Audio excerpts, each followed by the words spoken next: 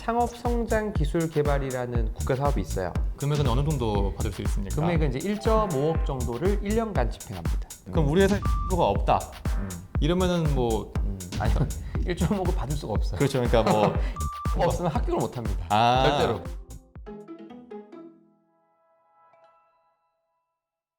안녕하세요. 상상특허법률사무소 한승재 변호사입니다. 안녕하세요, 상상특허법률사무소 서평영 변호사입니다. 오늘은 디딤돌 과제에 대해서 이제 디딤돌, 조금 네. 말씀을 드릴 건데 디딤돌 과제가 뭔가요? 이제 조금 더 디테일하게 창업성장기술개발 디딤돌 과제가 오늘 주제인데, 창업성장기술개발이라는 국가사업이 있어요. 이 예산이 작년에는 4,780억이었는데 올해는 한 4,070억 정도로 약간 떨어졌어요. 다른 지원 사업 워낙 많이 생겨서 좀 떨어졌는데, 요 한 사업에서 세 가지 테마로 있는 것 중에 제일 조그마한 사업이 디딤돌입니다. 두 번째가 전략형, 세 번째가 팁스인데 오늘은 네네. 요 디딤돌에 대해서 한번 네네. 좀 얘기를 해보도록 하겠습니다. 일단은 제일 중요한 게 어떤 분들이 이제 이걸 받으시는지 지원 요건. 디딤돌은 일단 창업성장기술개발이라는 과제 자체가 공통 요건이 뭐가 있냐면요, 매출이 전년도 매출이 20억 미만, 그리고 사업자 내신이 7년 미만 기업일 때만 이게 이제 지원이 가능하세요. 그러면은 뭐 이런 경우도 있을 수 있잖아요. 매출이라는 게 뭐 올라갈 때도 있지만 떨어질 때도 있으니까 우리가 이때는 뭐 예를 들면 한 25억 했는데 그 다음에 뭐 한 15억 했다. 그러면은 그 다음 연도에 혹시 지원할 수 있을까요?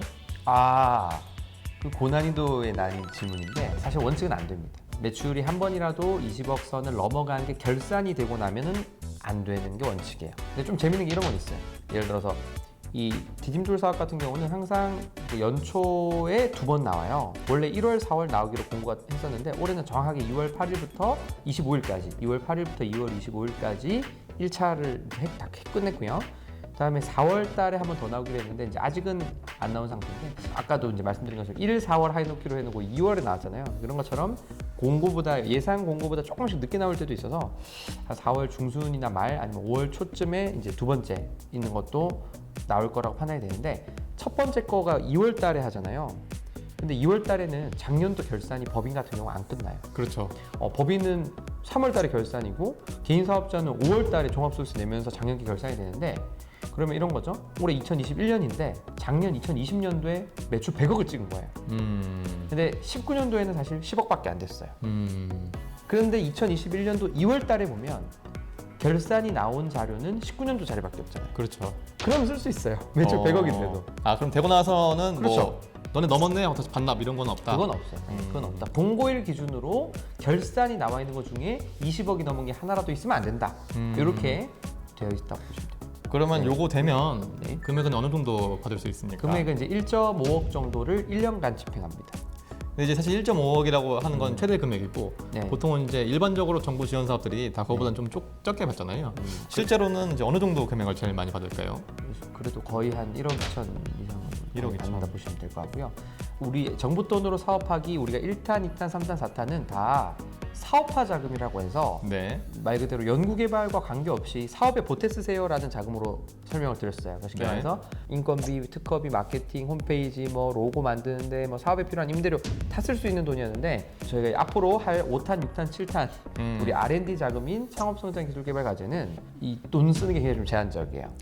어디다가 쓸 수 있나요? 돈을 아까 그 앞쪽에 있는 사업화 자금은 인건비에 전부 다 쓸 수 있다고 했을 때, 네. 이쪽 사업들은 연구소에 탑재된 직원의 인건비, 쉽게 말해서 이공계생의 인건비로만 지원이 가능하다.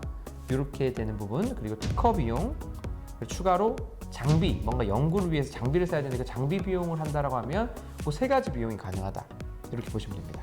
그러면은 사실 이 전에 이제 우리 1, 2, 3탄에 있었던 사업화 자금은 네. 쓰는 게 되게 이제 좀 좋았는데 자유로웠죠. 죠 근데 얘는 이제 조금 이제 R&D 관련된 것만 이제 쓸 수 있는데, 그렇죠. 그럼 우리 회사에 연구소가 없다.